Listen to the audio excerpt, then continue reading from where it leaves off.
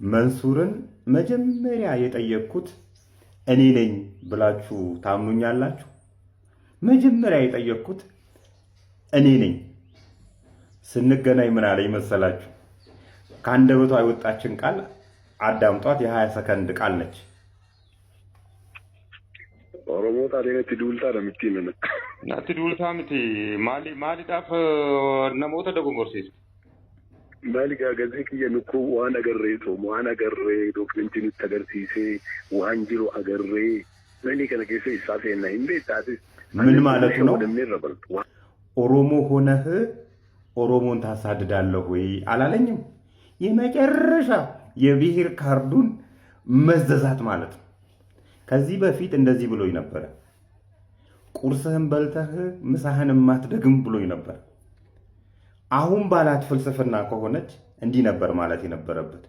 ቁርስህን በልተህ ምሳህን የማትደግም ስለሆነ አንተ ደግሞ የኔ ብሔር አንድ አይነት ብሔር ስላለን ቆይ የምሳህን እኔ ነኝ መቻል ያለብኝ ነበር መባል ያለበት። ዛሬ ነው ብሔሩ ትዝ ያለው። ዛሬ ነው የሱ ብሔርና የኔ ብሔር የተመሳሰለበት።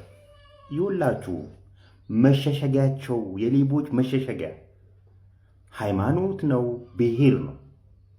የኔ ቤተሰቦች የኔ ብሔሮች ዛሬም ድረስ ገጠር ላይ በአንድ አህያና በአንድ በሬ ተውሰው ነው የሚያርሱት። ብሔርተኛ ብንሆን ኖሮ ቆይ እስቲ ኢኖቬት አድርጌ እነዚህን ሰዎች ከበሬ ከአህያ ጥገኝነት እናውጣቸው መባል ነበረበት።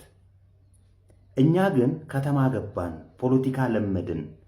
እዛ በአንድ በሬና በአንድ አህያ በሚያርሰው ብሔራችን ስም ከተማ ገብተን እንሰርቃለን፣ ከተማ ገብተን እናጭበረብራለን። የትኛውም ብሔር ለራሱ ጥቅም ለራሱ ሆድ ሲል እንጂ ለራሱ ብሔር ብሎ የሚሰራ አንድ ግለሰብ አጠሩልኝም፣ አንድ ፖለቲከኛ፣ አንድ ባለሀብት አጠሩልኝ።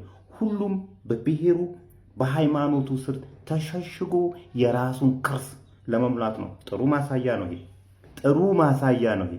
ዛሬ ነው ብሔሬ ትዝ የሚለው። ከዚህ በፊት ቁርስህን በልተህ ምሳህን የማትደግም ዜጋ ያለኝ ሰው ነው። ቁርሴን በልቼ ምሳዬን ስለማትደግም ላግዝህ አላለኝ። ይሄ ነው ትክክለኛ ምሳሌ ሊሆን የሚችለው። አንድ ሰሞን የጾሙ ሰሞን እስልምና ውስጥ እንዲህ ሲሽሎኮሎክ ነበር፣ አልተቀበለውም። አይሆንማ፣ ለዛ ሃይማኖቱ ለሚፈልገው ነገር የሱ እንትን አይሆንም። የታይታ እኔ ልብና ኩላሊትን እመመረምር አምላክ ነኝ ካለኝ ማንም እንዲያየኝ አልፈልግም። ንጹህነቴን አምላክ ነው የሚያየኝ። እስልምናውም ሌላም ሃይማኖት ይሄንን ነው የሚለው ምን ይመስለኝ። እንደዚህ ናቸው ነው የምላችሁ። ለማንኛቸውም ያን ጊዜ የነበረኝ መልስ ከዚህ ሰፈር አባረርሃለሁ ነበር ያልኩት። ታስታውሱ እንደሆነ ከዚህ ሰፈር አባረርሃለሁ ነው ያልኩት። በዚህ አጋጣሚ ሰሞኑን ፊንቴክ ኢንቨስትመንት 600 ሚሊዮን ብር ነው ያጭበረበረው የሚለው ዜና ፍጹም የተሳሳተ ዜና እንደሆነ እንድታቆልኝ ይፈልጋሉ። ሪፖርተሮቹ የሚጽፏት የመገንዘብ ድክመት ያመጣችው ጣጣ ነች። 600 ሚሊዮን ብር በሄሎ ታክሲ ብቻ አጭበርብሮ የጠፋት ብር ነች። በፊንቴክ ኢንቨስትመንት በተጨማሪ ከ1430 ሰዎች ላይ ከ950 ሺህ እስከ 1.8 ሚሊዮን ብር አባዙት። አራውን 1.6 ቢሊዮን ብር አካባቢ ነው ይመጣው። በተጨማሪ 600 ሚሊዮን ብር 2.2 ሚሊዮን ብር አካባቢ ነው በጠቅላላው እነዚህ ሰዎች ማህበረሰብ ላይ ውድመት ያደረሱት። እና በመጨረሻ ብሔር ላይ የምትለጠፉ ሃይማኖት ላይ የምትለጠፉ ሰዎች ተነቅቶባችኋል።